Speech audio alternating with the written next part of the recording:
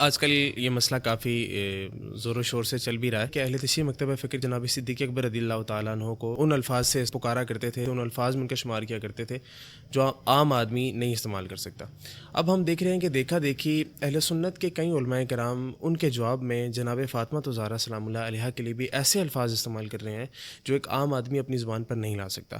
مجھے اس حوالے سے اہل سنت کا موقف کلیئر کیجیے گا کہ اہل سنت باغ فدق کو لے کر کیا موقف رکھتی ہے اپنا۔ جو قضیہ فدق ہے اس کا تھوڑا سا بیک گراؤنڈ اپنے سامنے رکھ کر تو پھر میں اس کو اختصار کے ساتھ آپ کے سامنے رکھتا ہوں کہ مال فہ کی صورت میں فدق کی ایک زمین اور اس کے ارد گرد کی کچھ زمین وہ مسلمانوں کے پاس آئی، نبی علیہ الصلاۃ والسلام کے زیر تصرف رہی۔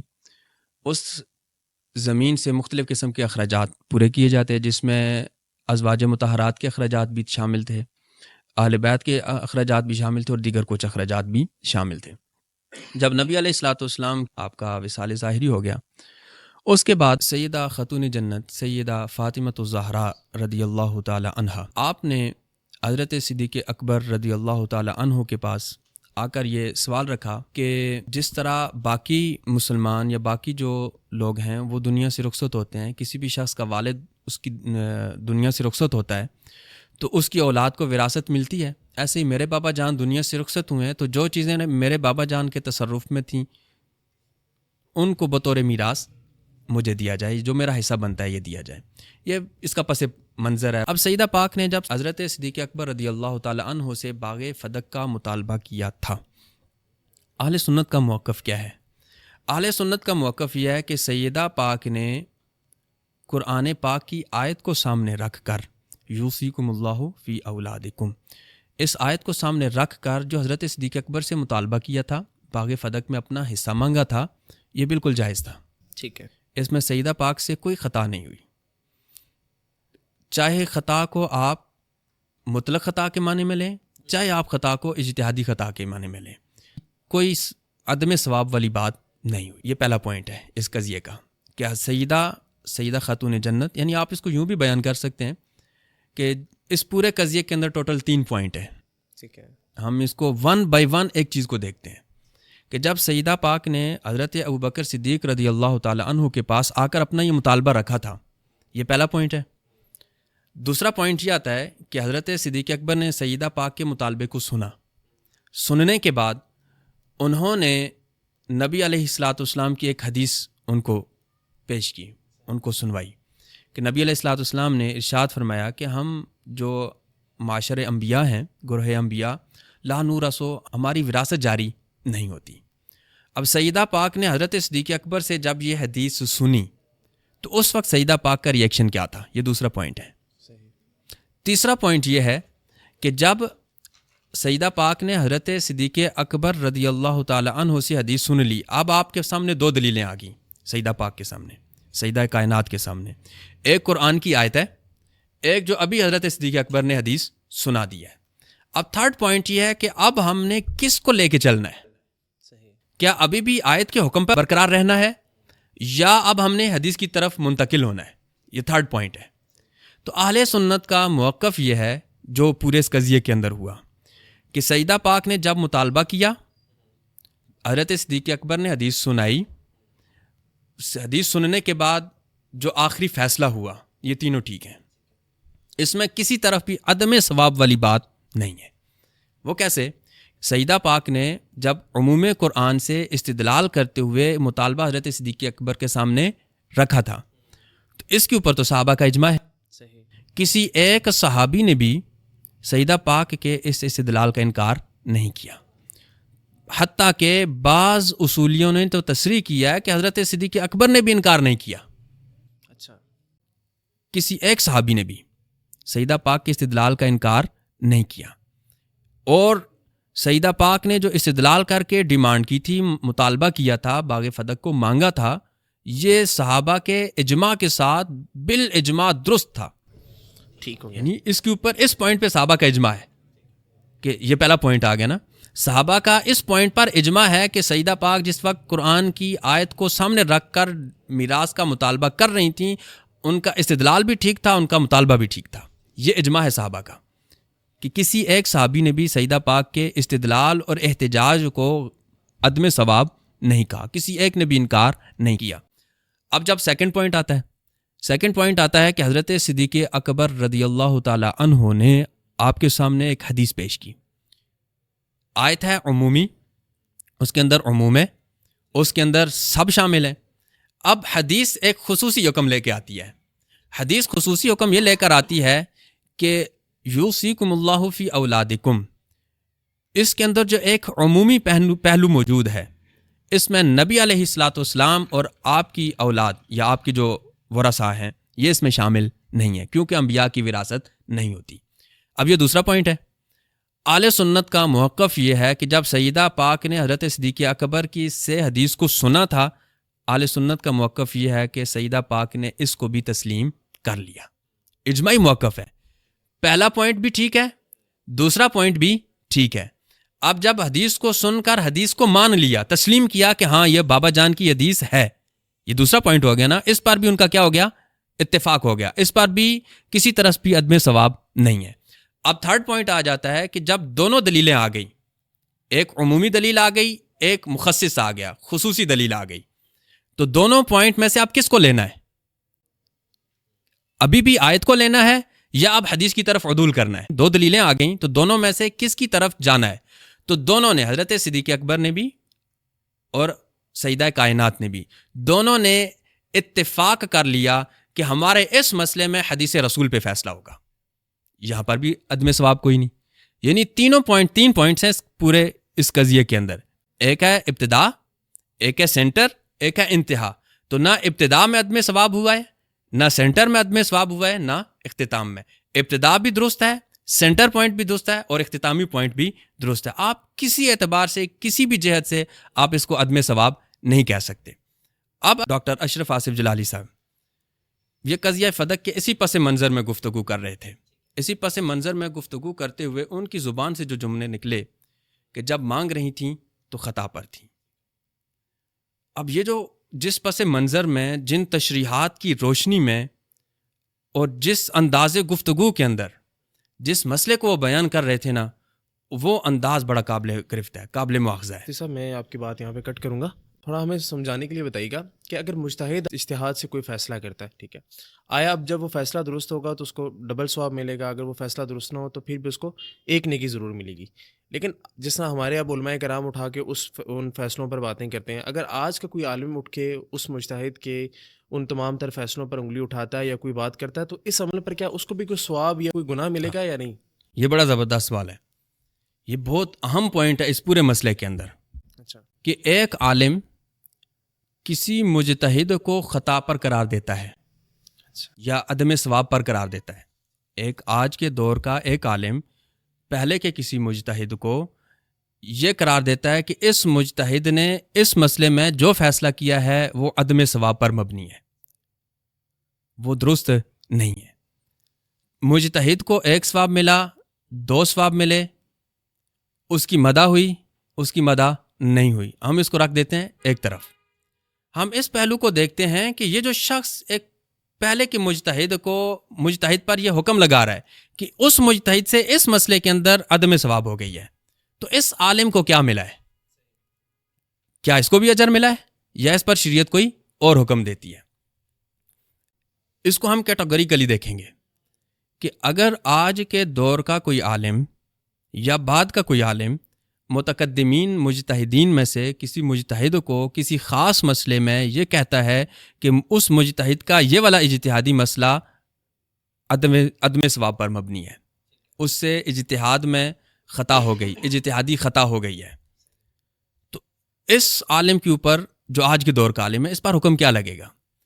ہم یہ دیکھیں گے کہ یہ جو آج کا عالم ہے جو کسی خاص اسپیسیفک مسئلے میں کسی مجتہد کو یہ قرار دے رہا ہے کہ اس مجتہد سے عدم ثواب ہوا ہے، اس مجتہد سے اجتہادی خطا ہو گئی ہے، آج کا عالم پہلے کے کسی مجتہد کی طرف اجتہادی خطا کو منسوب کرتا ہے. ہم دیکھیں گے کہ وہ مسئلہ کس کیٹیگری سے تعلق رکھتا ہے. اگر وہ مسئلہ ایسا مسئلہ ہے کہ جس کے اوپر مجتہدین کا اجماع ہو چکا ہو، وہ مسئلہ ایسا مسئلہ ہے کہ جس کے اوپر مجتہدین کا اجماع ہو چکا ہو، تمام مجتہدین نے اس پر اتفاق کر لیا ہے اور وہ مسئلہ قطعیات کے قبیل میں سے ہے، یعنی ایسا مسئلہ ہے کہ جو شریعت میں قطعی ہے. اگر ایسے کسی قطعی اجماعی اتفاقی مسئلے پر کسی مجتہد پر یہ قول کرے گا کہ اس مجتہد کا یہ فیصلہ درست نہیں ہے ایسے مسئلے میں, اچھا, تو آج کا یہ شخص اس مسئلے میں مجتہد کو اجتہادی خطا پر قرار دینے کی وجہ سے اسلام سے خارج ہو سکتا ہے. اللہ اکبر. مفتی صاحب بہت بڑی بات کر رہے ہیں ویسے. میں اس کی آپ کو ایک مثال دیتا ہوں. اس کی مثال مثلاً آج کے دور کا اگر کوئی شخص یہ کہتا ہے کہ امام ابو حنیفہ, امام شافعی, امام مالک رحمہم اللہ, انہوں نے اپنے اجتہادی بصیرت کی روشنی میں نمازوں کی جو رکعتیں بیان کی ہیں کہ فجر کے 2 فرض ہیں, ظہر کے 4 فرض ہیں, عصر کے 4 فرض ہیں, مغرب کے 3 اور عشاء کے 4 فرض ہیں, یہ ان کی اجتہادی بصیرت ہے. اچھا, انہوں نے شریعت کے اندر اجتہاد کر کے اتنی رکعتوں کو فرض سمجھا ہے. اگر آج کا کوئی بندہ یہ کہتا ہے جی کہ قرآن پاک نے تو اقیم الصلاۃ کہا تھا, اس میں تو کوئی رکعتوں کی تعداد نہیں ہے, لہٰذا رکعتوں کی کوئی تعداد نہیں ہے, یہ بس مجتہدین کا ایک اجتہادی مسئلہ ہے, اچھا, ہر بندے کو اپنی مرضی حاصل ہے, وہ جتنی مرضی رکھتے پڑھ لے. اب اس مسئلے کے اندر وہ مجتہدین کو اجتہادی خطا کی طرف منسوب کر رہے ہیں, تو کیا ہم یہ کہیں گے کیونکہ وہ مجتہدین کی شان بڑھا رہا ہے, مجتہدین کو ایک اجر مل رہا ہے؟ نہ, ہم اس پہ دیکھیں گے کہ کس مسئلے میں مجتہد کو خطا کہہ رہا ہے. وہ ایسے مسئلے میں مجتہد کو اجتہادی خطا کی طرف منسوب کر رہا ہے جو مسئلہ شریعت کے اندر قطعی ہو چکا ہے, وہ مسئلہ شریعت کے اندر اجماعی ہو چکا ہے, جس کے اوپر قطعی اعتبار سے مجتہدین کا اجماع ہو چکا ہے. اس مسئلے میں ایک مجتہد کو اجتہادی خطا پہ منسوب کر رہا ہے, تو اس کا مطلب مجتہد کو اجتہادی خطا پہ کہنے کا مطلب یہ ہے کہ یہ مسئلہ درست نہیں ہے, تو یہ شخص تو اسلام سے خارج ہو جائے گا. آیا ابھی جو لوگ یہ کال کر رہے ہیں وہ اسلام سے خارج؟ نہیں, جو موجودہ مسئلہ ہے نا یہ قطعیات میں سے نہیں ہے. اچھا, میں اسی کی طرف آ رہا تھا. جو موجودہ یہ مسئلہ ہے یہ اجماعی مسئلہ ہے لیکن قطعیات میں سے نہیں ہے. یہ اس کے اندر وہ اسلام سے خارج ہونے والا پہلو نہیں ہوتا. یہ کس قبیل میں سے ہے, یہ کس کیٹیگری سے تعلق رکھتا ہے, میں آپ کو اس کی تھوڑی سی ڈیٹیل دیتا ہوں چونکہ تاکہ کسی قسم کی کوئی الجھن سامعین کے دماغ میں الجھن نہ رہے. یہ والا جو پہلو ہے نا کہ مجتہد کو کسی ایسے مسئلے میں اجتہادی خطا پر قرار دینا جو اتفاقی ہو, جو قطعی ہو, وہ یہاں پر نہیں پایا جاتا. اس میں 2nd, 3rd یا 4th ان صورتوں میں سے کوئی ایک صورت آئے گی. صحیح. اب دیکھیں, ایک شخص نے مثلاً یہی ہم اسی مسئلے کو لیتے ہیں, ڈاکٹر اشرف آصف جلالی صاحب نے جب سیدہ پاک کے حوالے سے یہ جملے بولے تو ہم ان جملوں کے دونوں پہلوؤں کو لے لیتے ہیں. اس جملے کے اندر 2 پہلو ہیں نا, ایک جو ہے جو جملے انہوں نے اپنی زبان سے بولے تھے, صحیح, جس وقت وہ اپنی پہلی گفتگو کر رہے تھے بالکل شروع کے اندر آغاز میں, جو بالکل اب سوشل میڈیا پہ مشہور ہوئے اور بڑی تیزی کے ساتھ مشہور ہوئے, جس نے اہل ایمان کے دل کو چھلنی کر دیا, بہت سارے اہل علم کو تشویش میں مبتلا کر دیا اور کئی اہل علم نے ان کو قابل مواخذہ بھی سمجھا. وہ جو جملے تھے نا ابتدائی جملے کہ جب مانگ رہی تھیں تو خطا پر تھیں. اب آپ اس عبارت کا, اس پوری تقریر کا ایک فلو دیکھیں. شریعت کے اندر احکام جب بیان ہو رہے ہوتے ہیں, بہت سارے حکم تو ایسے ہوتے ہیں کہ جس میں ہم لفظوں کی گرفت لیتے ہیں کہ بندے نے لفظ کیا بولے ہیں, اس کا حکم کیا ہے. بعض دفعہ ایسی صورتحال آتی ہے, ایسی احکام بھی آتے ہیں کہ شریعت لفظوں کے ساتھ ساتھ پورا سنیریو بھی دیکھتی ہے, صورتحال بھی دیکھتی ہے, کیونکہ قانون یہ کہ ان للحالت من الدلالہ کما للمقالہ, کہ جو صورتحال ہے, جو سنیریو بنا ہوا ہے, جو سیاق و سباق ہے, انداز گفتگو ہے, گفتار ہے, جو تشریح ہے, کس پس منظر میں گفتگو ہو رہی ہے, اس کے ساتھ تشریحات کیا کی جا رہی ہیں, پھر اس کے اوپر بندے کا اپنا لب و لہجہ, انداز تکلم اور گفتار کیسی ہے, یہ ساری چیزیں بھی میٹر کرتی ہیں. صحیح. اب جب یہ ابتدائی طور پر یہ جملے آئے تو ابتدائی طور پر یہ جملے قابل مواخذہ تھے. تمام اہل علم, میں نہیں کہہ رہا, اس وقت جس بندے نے بھی سنا قابل مواخذہ سمجھا, اس نے سمجھا کہ یہ جملے درست نہیں ہیں. کیوں؟ کیونکہ ان جملوں کا فرسٹ امپریشن نیگیٹو تھا, فرسٹ امپریشن نیگیٹو تھا, اور یہ اتنا نیگیٹو تھا کہ حتیٰ کہ خود ڈاکٹر صاحب کو بھی محسوس ہوا, اسی وجہ سے انہوں نے تعبیر کی ہے. اگر یہ نیگیٹو, اس کا فرسٹ امپریشن نیگیٹو نہ ہوتا تو تعبیر کی ضرورت تو نہیں تھی نا, تعبیر کی ضرورت اسی لیے پیش آئی ہے کیونکہ فرسٹ امپریشن اس کا پازیٹیو نہیں تھا، نیگیٹو تھا. آپ دیکھیں علماء کا وتیرہ یہ ہوتا ہے کہ اگر ان کے جملوں سے، ان کی گفتگو کے دوران ان کے جملوں میں کوئی ایسا لفظ نکل جائے کہ جو قابل مواخذہ ہو، شرعی اعتبار سے قابل گرفت ہو، علماء کا وتیرہ یہ ہوتا ہے کہ اپنے اس جملے پر ایکسپلینیشن بھی دیتے ہیں اور ساتھ اس جملے کے اوپر معذرت بھی کر لیتے ہیں. میں اس کی آپ کو ایک سادی سی مثال دوں. مثلاً کراچی کے ہی ایک عالم ہے، وہ گفتگو کر رہے تھے تو ان کی زبان سے ایک جملہ نکلا گرگٹ کا بچہ. اچھا. اب ان کے، میرا حسن ظن یہ ہے اور میں بالکل مانتا بھی، انہوں نے تشریح بھی یہی کی ہے، جس وقت ان کی زبان سے یہ جملہ نکلا تھا ان کے دور دور شاید گمان اور خیال میں بھی نہیں ہوگا کہ میرے اس جملے سے کسی صحابی کی تنقید ہو سکتی ہے. لیکن اس جملے کا فرسٹ امپریشن یہ تھا کہ آپ کا یہ جملہ ایک صحابی حضرت امیر معاویہ رضی اللہ عنہ کی تنقید کا سبب بن رہا ہے. جب ان کو اسی طرف متوجہ کیا گیا بھئی آپ کا انداز گفتگو، انداز تکلم، گفتار اور جملے کا فرسٹ امپریشن نیگیٹو ہے، انہوں نے کیا کیا؟ انہوں نے اس پر معذرت خانہ رویہ اختیار کیا، اس جملے پر معذرت بھی کی اور اس کو ایکسپلین بھی کر دیا.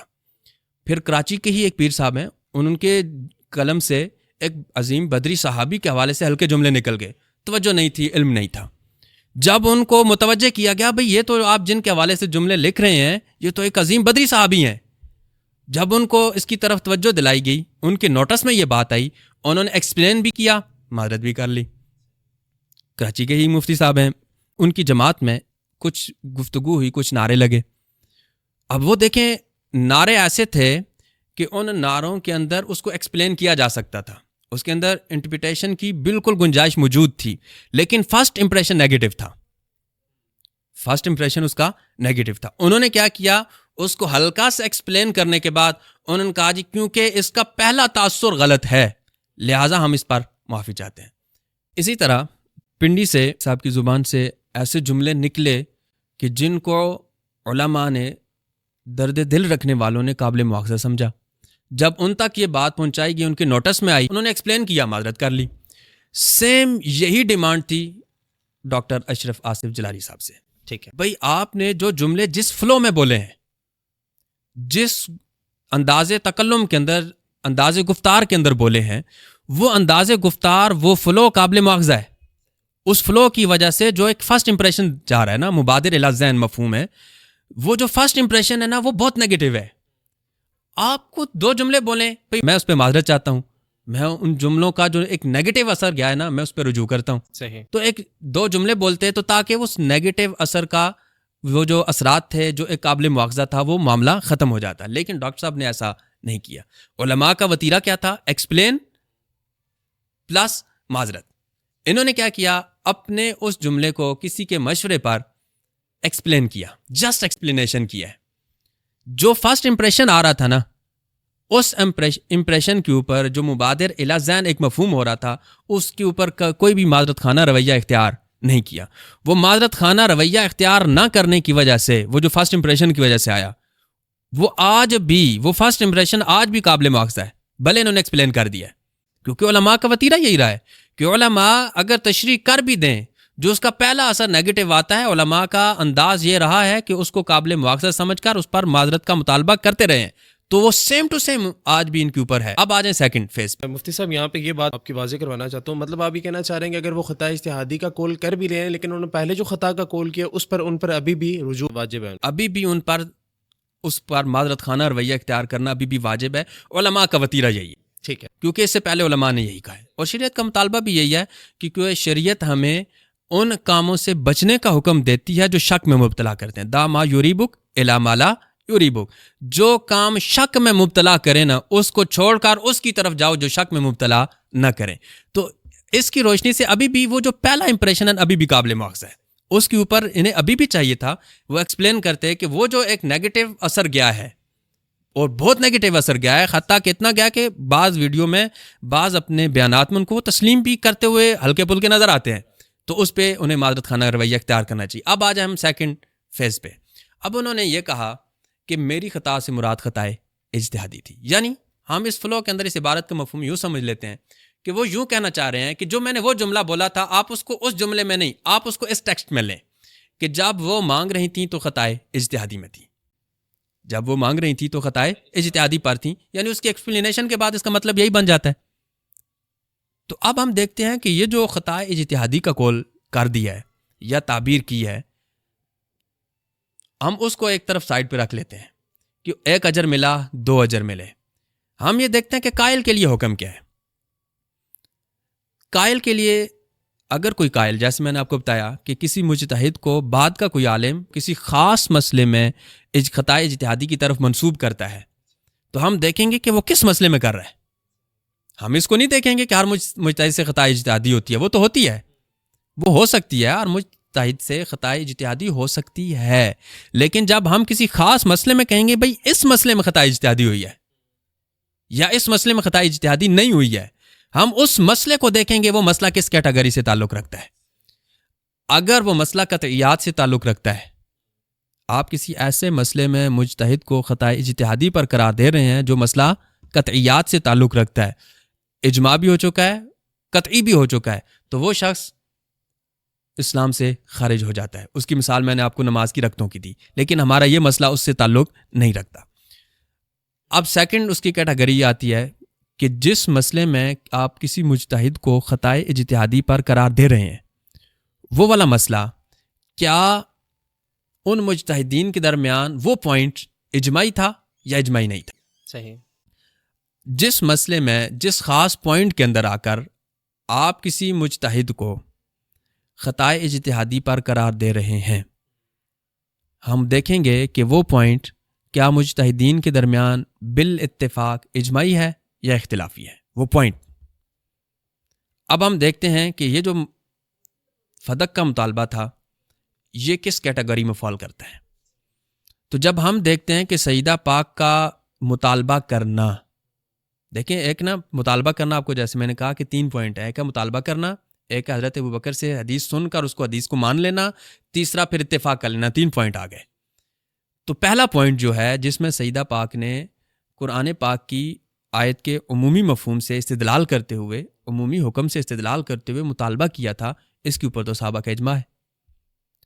لم ينکر احد من الصحابۃ احتجاجہ بھی، کہ کسی ایک صحابی نے بھی سیدہ پاک نے آیت کے عموم سے استدلال کر کے حجت پکڑ کر جو مطالبہ کیا تھا، اس احتجاج پر کسی ایک صحابی نے بھی انکار نہیں کیا۔ اور جب کسی مسئلے پر کوئی ایک صحابی بے انکار نہ کرے، ایک صحابہ کے سامنے مسئلہ پیش آیا، کوئی صحابی اس کا انکار نہ کرے، تو گویا اس مسئلے پر اجماع ہو گیا۔ تو اس کا مطلب ہے، یہ پہلا پوائنٹ ہے کہ سیدہ پاک نے جس وقت آیت کی روح سے مطالبہ کیا تھا، یہ مطالبہ درست تھا، مبنی بر ثواب تھا، اس کے ثواب ہونے کے اوپر صحابہ کا اجماع بھی تھا۔ اب اگر کوئی شخص اس اجماعی پوائنٹ کو خطائے اجتہادی کی طرف منسوب کر دیتا ہے تو وہ شخص گمراہ ہے۔ صحیح۔ یعنی اگر ہم اس تعبیر کو مان بھی لیتے ہیں، اگر یہ ایکسپلین نہیں کرتے، وہ پہلے والے کول پہ رہتے ہیں، تو وہ بے ادبی کے زمرے میں آتا ہے، اس کا فرسٹ امپریشن نیگیٹو ہے، وہ قابل مواخذہ ہے، وہ اپنی جگہ باقی رہا، وہ ابھی تک سٹل پینڈنگ ہے وہ مطالبہ۔ اب جو ایکسپلین کیا ہے، چلیں بے ادبی سے اگر نکل بھی آئے نا، تو آپ ایک ایسے حکم کے اندر آ گئے ہیں کہ آپ نے ایک ایسے مسئلے میں خطائے اجتہادی کا قول کر دیا جس مسئلے کے صحیح ہونے پر صحابہ کا اجماع ہے، اور جس مسئلے پر صحابہ کا اجماع ہو چکا ہو یا مجتہدین کا اجماع ہو چکا ہو، وہ اجماعی طور پر مسئلہ صحیح ہو، تو ایسے مسئلے کا انکار کرنا یا اسے خطا قرار دینا، عدم ثواب قرار دینا، یہ تو بندے کو گمراہ کر دیتا ہے۔ اور مجھے اس کے اوپر میرے حال میں اہل علم کو حوالے دینے کی ضرورت نہیں ہے، جس کو ضرورت ہو تو وہ فتاوی رضویہ پڑھ سکتا ہے۔ اچھا، تیسرا اس میں ایک پوائنٹ اور بھی آتا ہے، وہ یہ ہے کہ اگر ایک شخص کسی مجتہد کو ایسے مسئلے میں خطائے اجتہادی کی طرف منسوب قرار دے رہا ہے جو اجماعی نہیں ہے، اچھا، ایسا مسئلہ جو ان کے اندر اجماعی نہیں ہے، اب اس مسئلے میں خاص پوائنٹ کو لے کر کہتا ہے بھئی یہ والا جو پوائنٹ ہے نا، اس پوائنٹ میں فلاں مجتہد سے اس کا اجتہاد درست نہیں رہا، اس سے اجتہاد میں خطا ہو گئی ہے اس پوائنٹ کے اندر، اور وہ پوائنٹ امت کے اندر اجماعی نہیں ہے۔ اب اگر اس پوائنٹ کے اندر ایک مجتہد کو مرجوح قرار دیتا ہے، ایک مجتہد کو راجح قرار دیتا ہے، صحیح، یعنی یہ قرار دیتا ہے کہ بھئی یہ جو پوائنٹ ہے نا، اس پوائنٹ کے اندر یہ 2 مجتہدین نے جو فتویٰ دیا ہے، جو قول اختیار کیا ہے، جو استدلال کیا ہے، اس مجتہد کا جو استدلال ہے یہ راجح ہے، مجتہد کا استدلال مرجوح ہے۔ ٹھیک ہے، اب ہم دیکھیں گے کہ یہاں پہ اس عالم کے لیے حکم کیا ہے۔ ہم مجتہد کو 1 ثواب ملا 2 ثواب ملے وہ مسئلہ الگ ہے، ٹھیک ہے، ہم دیکھتے ہیں اس پوائنٹ کے اندر جو اجماعی نہیں ہے، جو اجماعی نہیں ہے، اس خاص پوائنٹ میں اگر کسی مجتہد کو بعد کا ایک عالم کسی ایک کو راجح قرار دیتا ہے، کسی ایک کو مرجوح قرار دیتا ہے، تو اب اس کے اوپر کیا حکم لگے گا؟ اس کی 2 صورتیں ہیں۔ ایک صورت یہ ہے کہ کیا یہ آج کا عالم کسی مجتہد کی دلیل کو بیان کر کے راجح مرجوح قرار دے رہا ہے یا دلیل کے بغیر؟ اگر دلیل اجمالی یا دلیل تفصیلی کے بغیر، اگر دلیل اجمالی یا دلیل تفصیلی کے بغیر کسی مجتہد کو راجح قرار دیتا ہے اور ایک کو مرجوح قرار دیتا ہے، امام اہل سنت، امام عاشقاں، امام احمد رضا خان فاضل بریلوی رحمۃ اللہ علیہ نے فتاوی رضویہ کے اندر لکھا کہ جو شخص کسی مجتہد کے قول کو بغیر دلیل اجمالی یا تفصیلی کے راجح مرجوح قرار دیتا ہے وہ شریعت پر افتراء کر رہا ہے، وہ بندہ شریعت پر ظلم باندھ رہا ہے۔ نمبر 1۔ اب پھر کون قرار دے گا؟ جی ایک مجتہد کو خطا پر بھی صرف مجتہد قرار دے گا، صحیح، عام عالم کے پاس اس کا اختیار نہیں ہے۔ تو یہ آپ پہلا پوائنٹ لیتے ہیں، قابل مواخذہ ہے، جو سٹل پینڈنگ ہے، آج بھی قابل مواخذہ ہے صحیح، علماء کے اس روش کی روشنی میں۔ اگر آپ سیکنڈ فیز لے لیتے ہیں، اس کی تعبیر کو لے لیتے ہیں، انٹرپریٹیشن کو لے لیتے ہیں، تو وہ ابھی بھی سیکنڈ پوائنٹ پہ کھڑی ہے کہ آپ نے ایسے پوائنٹ میں سیدہ کو عدم ثواب کی طرف منسوب کیا ہے کہ جو پوائنٹ صحابہ کے درمیان اجماعی طور پر درست ہے۔ یہ میرا علماء سے سوال ہے، بڑے مفتیان کرام سے سوال ہے کہ جب ایک بندہ ایک پوائنٹ اجماعی ہو، اجماعی پوائنٹ کا اگر کوئی انکار کر دے تو وہ خروج عن المذہب لازم آتا ہے، تو یہاں پر بھی کیا وہ خروج عن المذہب لازم آئے گا کہ نہیں آئے گا؟ ہاں، یہاں اسی سے ریلیونٹ ایک اور بات بھی اجمالاً سامنے رہے کہ اگر اسلاف میں سے کسی کا اجماع پر عدم علم، عدم اطلاع کی وجہ سے اجماع کے مخالف کوئی قول یا رائے موجود ہو تو اولاً جہاں تک ممکن ہو سکے اس کی تعویل و توجیہ بیان کی جائے گی، ورنہ امام اہل سنت کی تحقیقات کی روشنی میں اجماع کے خلاف ایسی آراء اور اقوال متروک و مہجور ہوں گے۔ ٹھیک ہے۔ اچھا مفتی صاحب، میں اسی سے ریلیٹڈ ایک سوال کرنا چاہوں گا۔ کہا یہ جاتا ہے کہ جس طرح سیدہ پاک نے قرآن کریم فرقان حمید کی آیت مبارکہ یوصیکم اللہ سے استدلال کیا، اسی طرح حضرت امیر معاویہ نے بھی ومن قتل مظلومن اس آیت مبارکہ سے جو ہے وہ استدلال کر کے اپنا اجتہاد قائم کیا۔ تھوڑا اس کو بھی واضح کر دیجیے گا کہ یہ دونوں اجتہاد جو دونوں استدلال ہیں، آیا ہے کہ دونوں برابر ہیں، دونوں درست ہیں؟ آپ دیکھیں یہ 2 معاملات آ گئے، ایک سیدہ خاتون جنت کا معاملہ آ گیا کہ سیدہ خاتون جنت نے عموم سے استدلال کیا، اور سیدہ خاتون جنت کے عموم سے استدلال کرنے پر صحابہ کا اجماع ہو گیا ہے۔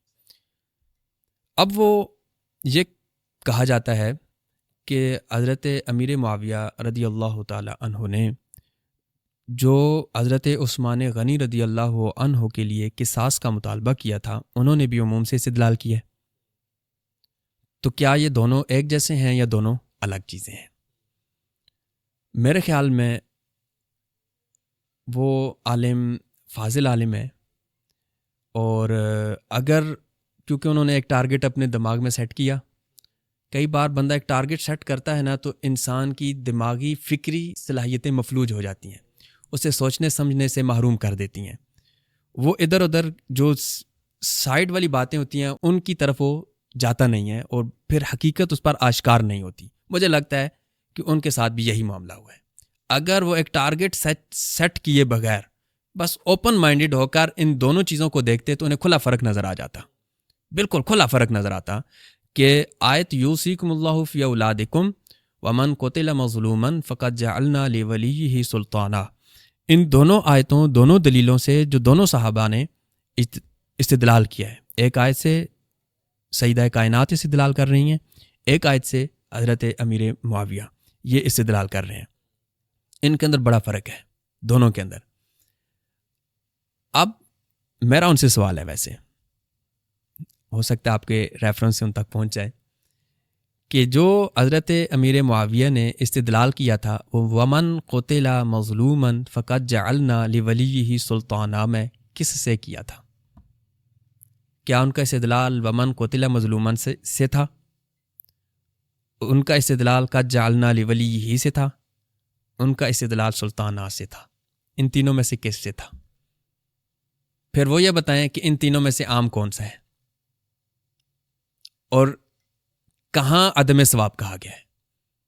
یہ ان کے ذمہ قرض ہے، یہ ان کو ایکسپلین کرنا چاہیے تھا۔ وجہ کیا ہے؟ وجہ یہ ہے کہ اس آیت میں بھی ٹوٹل 3 جگہ ہیں، ایک ہے ومن قتل مظلوما، ایک ہے جعلنا لولیہ، ایک ہے سلطانہ۔ تو سب سے پہلا تو سوال یہ ہوتا ہے کہ سیدہ پاک نے جب آیت کے عموم سے استدلال کیا، یہ تو اصولیوں نے تصریحات پوری ایک فہرست بن گئی ہے جنہوں نے یہ کہا جی سیدہ پاک کے استدلال کا کسی ایک صحابی نے بھی انکار نہیں کیا۔ آپ کوئی ایک حوالہ بتا دیں جس میں یہ نقل کیا گیا ہو کہ لم ينکر احد من الصحابۃ احتجاجہ بہ، کہ حضرت امیر معاویہ نے جب اس آیت سے استدلال کر کے اپنا موقف سامنے رکھا تھا تو کسی ایک صحابی نے بھی ان کا انکار نہیں کیا۔ کمپیریزن تو تب ہوگا نا کہ جب ادھر یہ بات آ رہی ہے تو ادھر بھی آپ کوئی بات لائیں، تو تب کمپلیٹ کمپیریزن ہوگا، موازنہ کمپلیٹ ہوگا، تب نظر آئے گا کہ ہاں دونوں باتیں ایک جیسی ہیں۔ لیکن آپ ایسی کوئی بات نکال کر شاید نہ لا سکیں، پہلی بات۔ دوسری بات، یہ انہی کے ذمہ قرض ہے کہ وہ یہ بتاتے یوصیکم اللہ فی اولادکم میں تو عموم ساروں کو پتہ چل گیا۔ اس آیت میں وہ کون سا عموم تھا جس سے سیدنا امیر معاویہ رضی اللہ تعالی عنہ نے استدلال کیا تھا؟ وہ کون سا عموم تھا؟ یہ ان کے ذمہ قرض تھا، انہیں ایکسپلین کرنا چاہیے تھا بھئی یہ والا عموم ہے، اس سے انہوں نے استدلال کیا ہے۔ اس کے باوجود اہل سنت کا موقف ہے عدم ثواب کا، اس کے باوجود تو یہ میں سمجھتا ہوں کہ چونکہ ان کی فکری صلاحیتوں کو زنگ لگ گیا ہے، اگر یہ زنگ نہ لگا ہوتا تو ان سے یہ کبھی بھی یہ والی بات نہ ہوتی۔ اگر میں بڑی بات آپ کے سامنے رکھنے لگا ہوں، اس آیت میں 3 پوائنٹ ہیں، ایک ہے من قتل مظلوما، ایک ہے لولیہ، ایک ہے سلطانہ۔ اگر کوئی شخص یہ کہے کہ حضرت امیر معاویہ نے من قتل مظلوما سے جو استدلال کیا تھا، اس آیت کے اس پورشن سے، اس حصے سے کیا استدلال کیا، اس جزء سے کہ حضرت عثمان غنی رضی اللہ تعالی عنہ مقتول مظلوم ہے۔ آیت یہی بتا رہی ہے نا، من قتل مظلوما، جو ظلمن شہید کیا گیا ہو، ظلمن جس کو قتل کیا گیا ہو۔ اس حصے سے استدلال کرتے ہوئے انہوں نے کہا کہ حضرت عثمان غنی مقتول مظلوم ہے۔ اب اگر کوئی شخص یہ کہتا ہے کہ حضرت امیر معاویہ نے اس حصے سے جو استدلال کر کے حضرت عثمان غنی کو مقتول مظلوم مانا ہے، اس کے اندر انہیں عدم ثواب لگا ہے، تو یہ اہل سنت کا موقف نہیں ہے۔ کیوں؟ کیونکہ یہ خوارج کا موقف ہے۔ خارجی حضرت عثمان کو مقتول مظلوم نہیں مانتے تھے۔ اگر حضرت امیر معاویہ نے من قتل مظلومن سے، ان 3 لفظوں سے، من قتل مظلومن، یہ جو حصہ ہے، اس سے جو استدلال کر کے یہ بات نکالی کہ حضرت عثمان مقتول مظلوم ہیں، اگر آپ اس بات، اس پوائنٹ، اس نقطے میں انہیں عدم ثواب پر قرار دے رہے ہیں، تو مطلب کہ حضرت عثمان مقتول مظلوم نہیں ہے۔ تو حضرت عثمان کو مقتول مظلوم کون نہیں مان رہے تھے؟ خوارج۔ یہ تو اہل سنت کا مذہب ہی نہیں ہے۔ اہل سنت نے جو عدم ثواب کا قول کیا ہے حضرت، وہ کوئی اور پوائنٹ ہے۔ آپ نے کیا اسمال فارغ کر دیا ہے، وہ 3-4 پوائنٹس اور ہیں۔ وہ کیا ہے؟ مثلا لیولیہ، سلطانہ، یہ عموم میں نہیں ہے، نمبر 1۔ میں اس کی وضاحت ان پہ چھوڑتا ہوں، خود کر دیں، یہ پوائنٹ ہے۔ دوسرا پوائنٹ، حضرت امیر معاویہ رضی اللہ تعالی عنہ نے جب اس پورے سنیریو کو سامنے رکھ کر استدلال کر کے اپنا مقدمہ یہ رکھا کہ پہلے حضرت عثمان غنی کے قصاص رضی اللہ تعالیٰ عنہ کا قصاص، پھر بیعت، یہ پوائنٹ ہے۔ اہل سنت کا موقف یہ ہے کہ آپ خلیفۃ المسلمین کی اطاعت اور فرمانبرداری کو ایسے کسی بھی سنیریو کے ساتھ مشروط نہیں کر سکتے۔ یہ وہ مقام ہے جہاں پہ اہل سنت نے وہ موقف اختیار کیا ہے جس کو وہ حضرت بیان کرنا چاہ رہے ہیں، لیکن انہیں سمجھ نہیں آئی۔ وہ پوائنٹ کچھ اور ہے، اس کو اطلاع کسی اور پہ کر رہے ہیں۔ یہ بہت بڑی فکری غلطی ہے۔ میں سمجھتا ہوں کہ اگر انہوں نے وہ ایک خاص ٹارگٹ، ایک بندے کو بچانا، کسی طرح سے بھی بچانا، وہ ٹارگٹ سیٹ نہ کیا ہوتا تو یہ غلطی وہ کبھی بھی نہ کرتے. میں اس میں اور بھی پوائنٹ بتاتا لیکن میں سمجھتا ہوں کہ اس کی ضرورت نہیں ہے. بس جتنی بات انہوں نے کی ہے اسی حد تک کہ اس میں کم از کم 3-4 پوائنٹس اور ہیں کہ جس کی وجہ سے وہ موقف اختیار کیا گیا ہے. آیت کا یہ والا حصہ اس میں شامل نہیں ہے. مفتی صاحب بہت بہت شکریہ. آپ نے بڑے واضح انداز میں فقہی اور آج کل کے جو معاشرتی مسائل ہیں ان پر گفتگو کی. اللہ تعالیٰ آپ کے علم و عمل میں مزید برکتیں عطا فرمائے. بہت